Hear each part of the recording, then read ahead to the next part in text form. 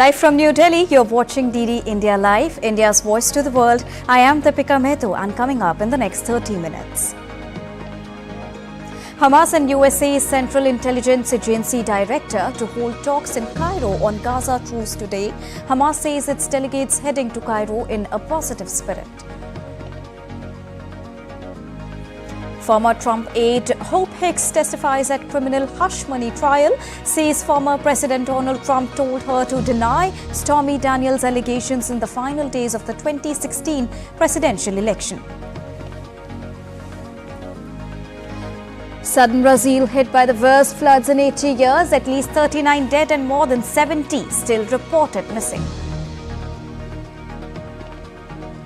Campaigning picks up pace in India for the third phase of Lok Sabha elections 2024. Leaders of various political parties hold campaigning rallies.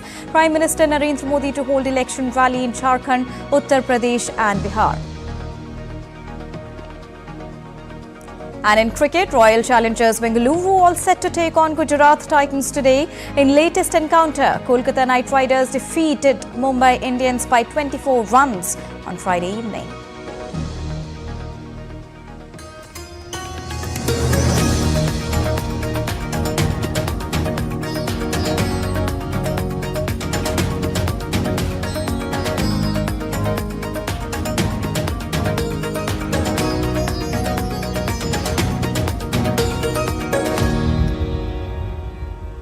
So those were the top headlines of the hour, and now to begin with the top update. Talks on a truce on the Gaza conflict are in progress. Hamas is sending a delegation to Cairo to discuss a truce deal. Now, as per the Egyptian sources, the Hamas and CIA officials will meet Egyptian mediators on Saturday. Hours after the US CIA Director William Burns' arrival in the Egyptian capital, Hamas said that it is sending a delegation to Cairo to discuss a deal for a truce along with the release of hostages in Gaza. Egypt, along with Qatar and the United States, has been leading efforts to mediate between Israel and Hamas to broker a deal for a ceasefire. White House spokesperson Karine Jean-Pierre said the U.S. has not seen a comprehensive plan on Israel's thinking for a potential military operation in Rafah on Friday. We've been pretty clear. We haven't seen a comprehensive plan, as it relates to their thinking on the Rafah operations. We have been also clear that of our concerns of any major operations, military operations into Rafah, we have said, and you all have heard us say, there's more than 1 million Palestinian civilians living seeking refuge in Rafah, and we want to make sure that they are their lives are protected, and so that is important. And we want to continue to have the conversations that we've been having with the Israeli government. A landfill in a public area in central Gaza has become a significant issue for environmental hazards. The domestic waste has been piling up, attracting flies and producing foul smells, damaging the environment. The waste has brought diseases as it is a residential area and was not originally designated for waste disposal. Outbreaks of diarrheal diseases and hepatitis A were among the indicators of dire water and sanitation. The environmental hazard associated with such landfill includes stray dogs, proliferation of insects, as well as environmental pollution and degradation of the surrounding environment in the area. Moving on to the Russia-Ukraine conflict crisis now. A Russian drone struck Ukraine's second largest city, Kharkiv, early on Saturday. According to the officials, the attack sparked fire in an office building and injured 3 people, 2 of whom are being treated in a hospital. Regional governor, writing on the Telegram messaging app, said that emergency services were bringing the fire under control. Moving on, Hope Hicks, a former top aide to former US President Donald Trump, testified on Friday at a criminal hush money trial. She said that Trump told her to deny Stormy Daniels' allegations in the final days of the 2016 presidential election. Now, Hicks was intimately involved with the final stages of Trump's successful campaign for the White House, when hush money payments to adult star Stormy Daniels were allegedly made. Trump pleaded not guilty to 34 counts of falsifying business records to conceal the payment. He has denied all wrongdoings. However, the 12 jurors and 6 alternates have yet to hear from the main players in the case, including Daniels and Trump's former lawyer, Michael Cohen. The defense argues the hush money payment was made to spare Trump's family embarrassment and not to protect his presidential election. Moving on, heavy rains battering southern Brazil have killed 39 people and the death toll is expected to rise as 68 people are still missing. Brazil's southernmost state of Rio Grande do Sul is grappling with one of the worst storms in recent years, prompting the state government to declare a state of public calamity. Authorities say the havoc has affected more than 20,000 of people. The storm also triggered landslides in the region.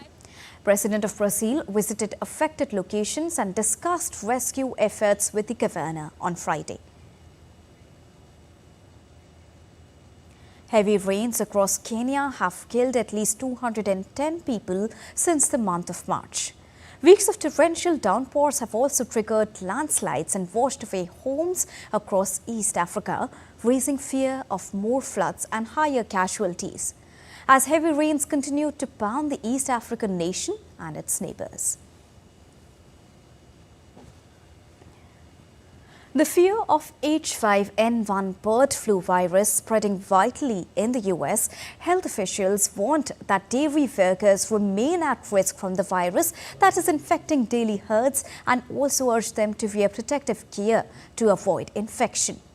Well, infection by the bird virus is rare in humans, and the dairy workers' case, first reported in the month of March, represents only the second known human infection in the United States.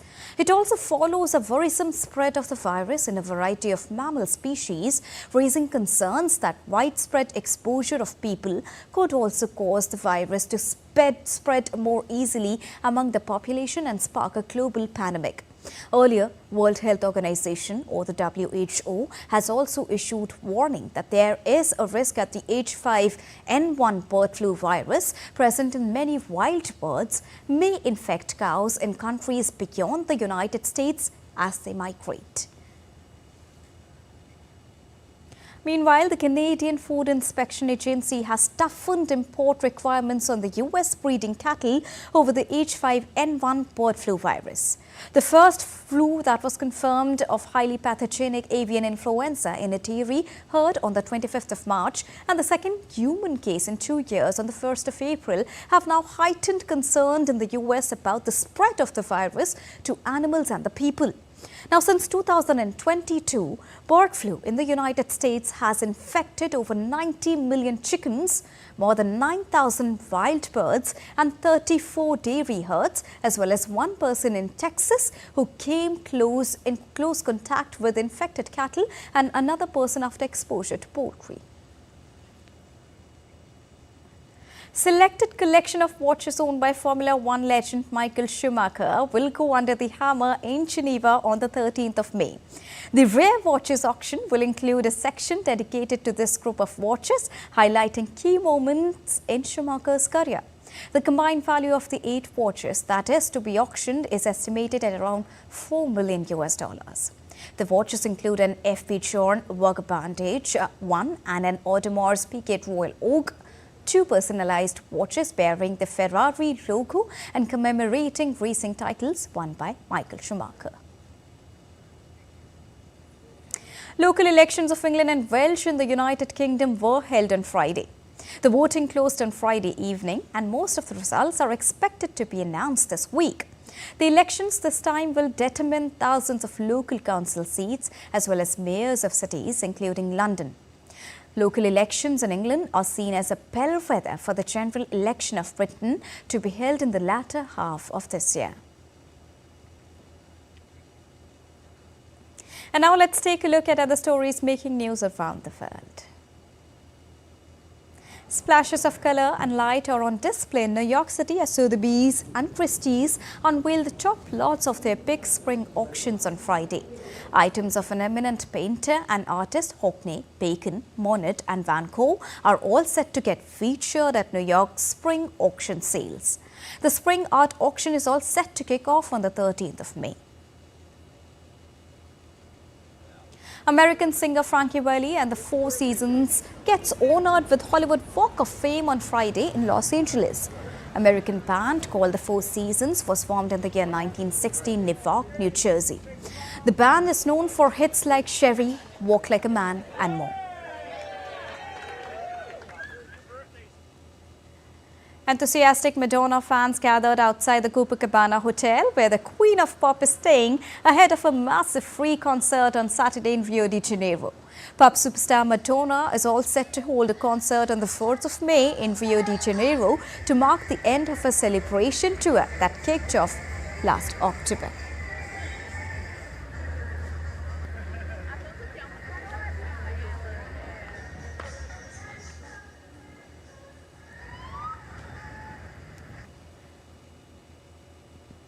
We are moving for a short break, but still to come on DD India Live. India's representative to the United Nations, Ruchira Kamboj, emphasizes on the remarkable progress made in women's leadership within India's Panchayati Raj system. Prime Minister Narendra Modi to visit Jharkhand, Uttar Pradesh and Bihar today as campaigning intensifies for the third phase of Lok Sabha election 2024. And in a setback, Daniel Medvedev withdraws from Madrid Open.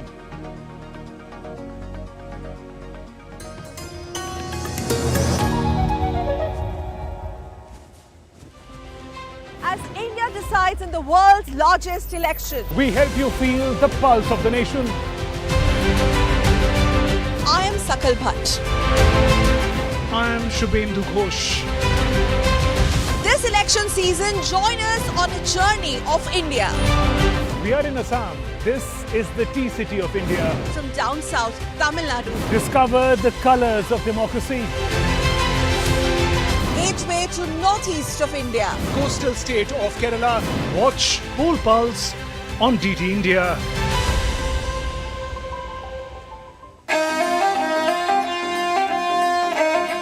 Always welcoming. The vibe of Punjab is larger than life.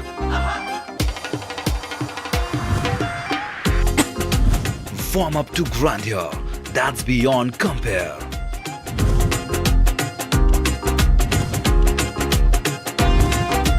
And history that's dotted with tales of bravery.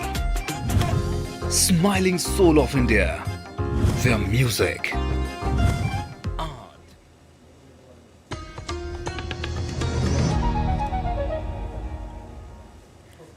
Welcome back after that short break. You're watching DD India Live with me, Deepika. Well, India prides itself on a unique system of rural governance known as the Panchayati Raj and is an emblem of decentralized power at the grassroots level. India shed light on the remarkable progress made in women's leadership within India's Panchayati Raj system at India's CPD 57 side event at the United Nations. India's permanent representative to the UN, Ruchira Kamboj, emphasized the transformative impact of women's empowerment at the grassroots level. Highlighting India's commitment to gender equality, Kamboj noted that a significant milestone was achieved with the constitutional amendment in 1992 that mandated at least one-third of all elected roles in local governance to be reserved for women. The local planning process within the Panchayati Raj system is meticulously aligned with the localization of sustainable development goals with a primary focus on empowering women.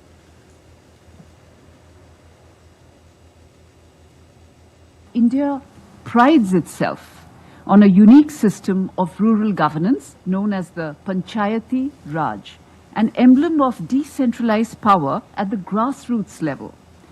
And unlike municipal governance systems found elsewhere in the world, the Panchayati Raj is a sterling example of direct democracy that facilitates active participation from all residents of a panchayat through the Gram Sabha or the assembly of all adult members of the community. And now it's time to get you the latest on the world's largest democratic elections in India.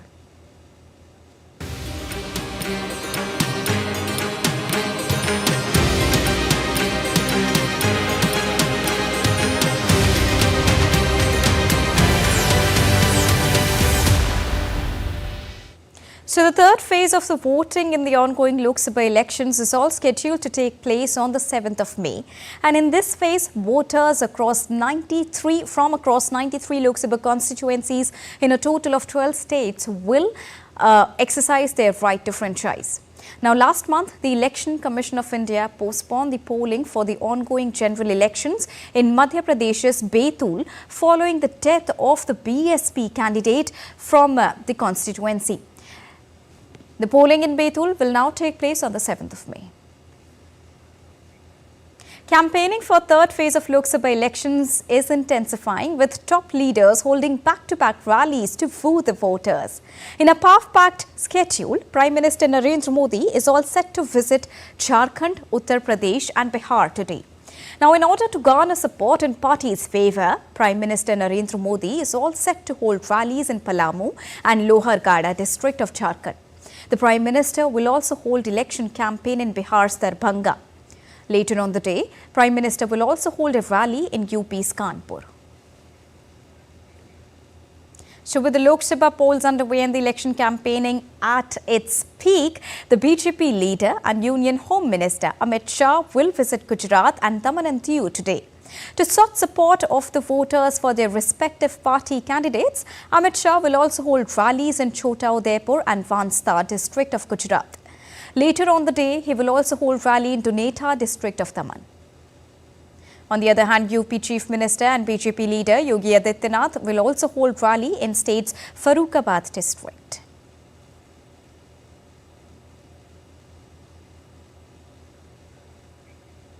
So campaigning for the third phase of Lok Sabha elections is in full swing, and in order to garner support in favour of party candidate Aditya Yadav, who is the former UP Chief Minister, and Samajwadi Party Supremo Akhilesh Yadav, to hold rally in Kannauj district of the state.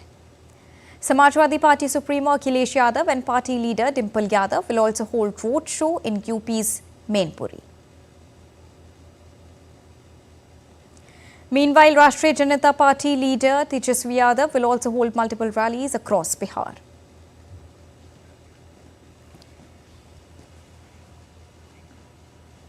Rajgarh constituency in Madhya Pradesh is going for polls in the third phase of the general Lok Sabha elections. And the majority population of Rajgarh is dependent on agriculture. They face a double whammy of desertification and climate change, devastating the farming patterns of the region.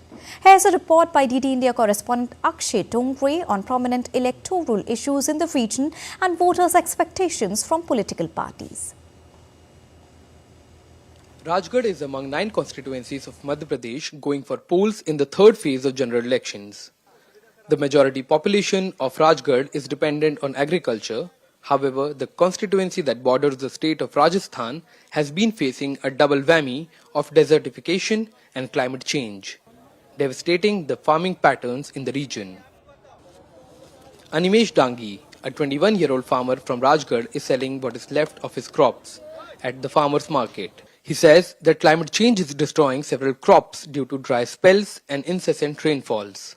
Soybean की खेती बारिश में होती है, तो बारिश में कहीं बार ज्यादा पानी गिर जाता है, कहीं बार कम पानी गिरता है, तो कई बार फसल खराब हो जाती है, गल जाती है, जिससे किसानों की जो वार्षिक आय रहती है उस पर बहुत ज्यादा इफेक्टिव रहता है. कई बार वो जो फसल खराब हो जाती है तो कर्ज माफ नहीं कर पाते. Imrat Bai of Nadanpur village of Rajgarh waits with her relatives in scorching heat to sell her crops.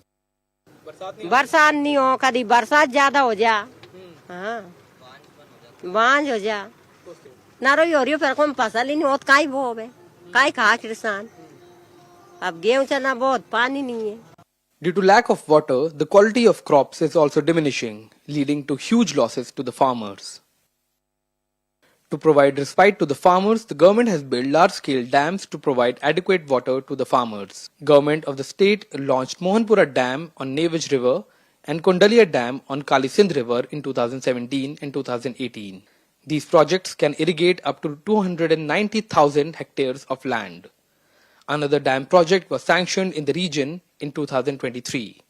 The region where dam water has reached has transformed the lives of farmers. The changes in water levels has also benefited dairy farmers, leading to more output. Dam बनने की वजह से जमीन में पानी का level बढ़ा और पानी का लेवल बढ़ने से फसलें अच्छी हो रही है. The issue of farmers have once again taken the center stage. While the Congress party is claiming credit for sanctioning the dam projects, the BJP says that the work on dams started and completed during their tenure. And while the dams have helped hundreds of thousands of farmers, a lot more is needed to meet the emerging challenges to the farmers, including desertification of the land and climate change. General elections have reached the hinterlands of Madhya Pradesh, and once again farmers' issues have taken a center stage in the politics of the state. Global warming and desertification of the state have been devastating the lives of farmers in Madhya Pradesh. And while construction of dams and canals have brought much needed respite to the lives of farmers, it has also led to credit wars between the political parties ahead of the general elections. From Rajgarh, Madhya Pradesh, with colleague Yogesh Sharma and camera person Ramakant Sharma, Akshay Dongre, DD India. Now, with a 1 million plus electorate and 16 candidates in the fray, the ruling BJP and the Congress remains the principal players in Goa's political landscape. Jessica Taneja gets you more. Union Minister of State for Ports, Shipping and Waterways and Tourism, Shripad Nayak, aims to secure a sixth successive term by winning the North Goa parliamentary seat once again.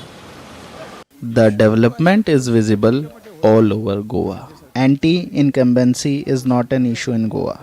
We have always worked for the development of Goa and its people.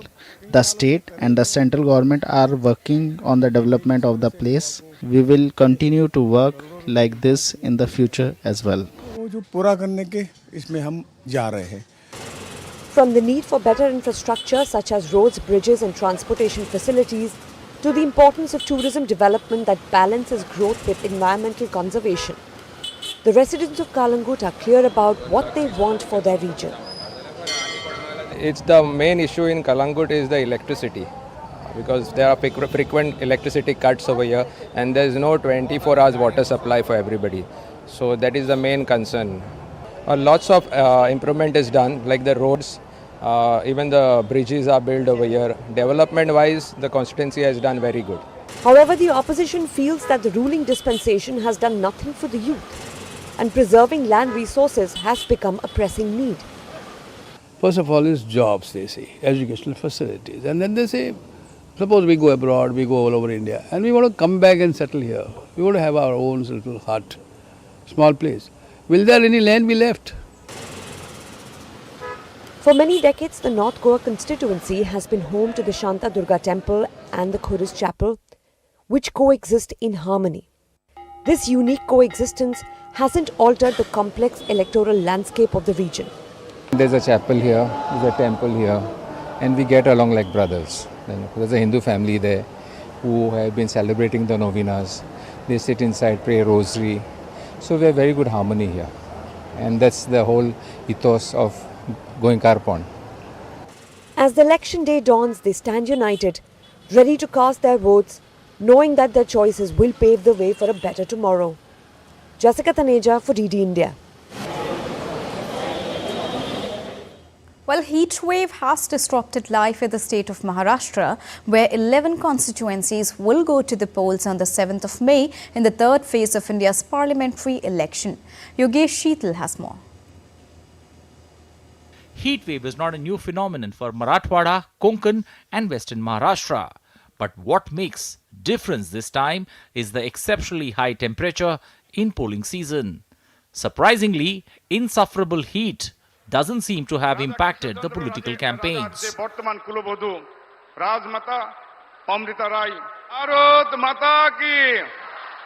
Not only leaders and party workers, but also the voters, specifically the first-time voters, appear frenzy for polls and refuse to give up before the extreme heat waves. Meanwhile, local administration have gone the extra mile to ensure that they could beat the heat. In Kolhapur district, we are having two parliamentary constituencies, 47 Kolhapur and 48 Hatkanangle. And in these two parliamentary constituency, in whole district, we are having 3,368 polling stations.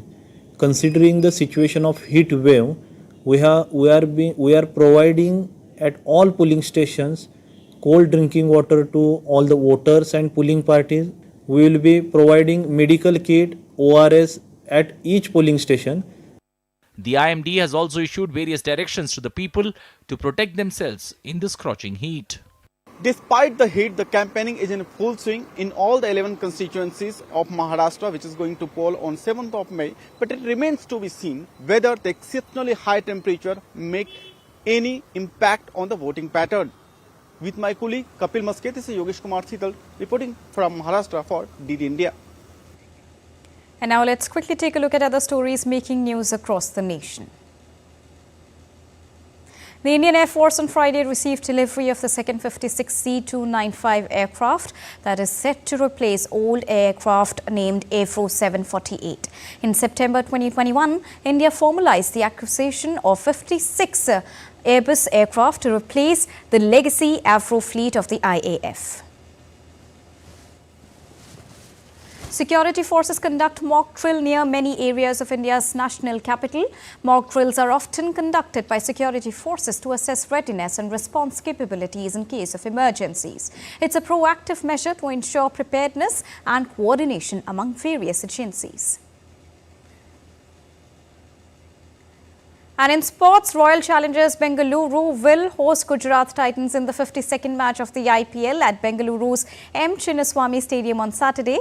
So Kolkata Knight Riders earlier defeated Mumbai Indians by 24 runs at Mumbai's Wankhede Stadium on Friday. Kolkata Knight Riders are all set. They are setting a target of 170 runs for Mumbai Indians, but MI got all out on 145, following short by 24 runs of the target. For Kolkata, Venkatesh Iyer scored 70. Mumbai's own batting struggled, persisted. Now, despite Suryakumar's valiant efforts, Stark's brilliance ultimately sealed Mumbai's fate. Moving on, at the Under-23 Asia Cup, Japan edged past Uzbekistan to lift its second title as substitute. Fuki Yamada struck in the 91st minute and Leo Kukubo made a late penalty save to earn Japan a 1-0 victory. The dramatic finish came at the end of a tense encounter, and it saw the Japanese win the title for the first time since 2016, when the Samurai Blue also lifted the trophy on Qatari soil earlier. The goal not only secured Japan's victory, but also highlighted the intense competition between the two teams at the Jassim bin Hamad Stadium in Doha. Uzbekistan came close to taking the game as they were handed a penalty. At the award ceremony, however, Uzbekistan was awarded the Fair Play Award for the tournament. The award was handed to their footballer Jazurbek Jaloidnov. And that's all for this edition of DD India Live. But let us know your thoughts on the news of the day. For those on the go, you can get all the latest news and updates from India across the world and on the DD India mobile app. The app is available on both Android and iOS platforms. Scan the QR code on the screen to download it now. We'll be back with more news as it breaks here on DD India. I am Deepika Mehto, and from all of us here in New Delhi, thank you so much for watching DD India Live. Namaskar.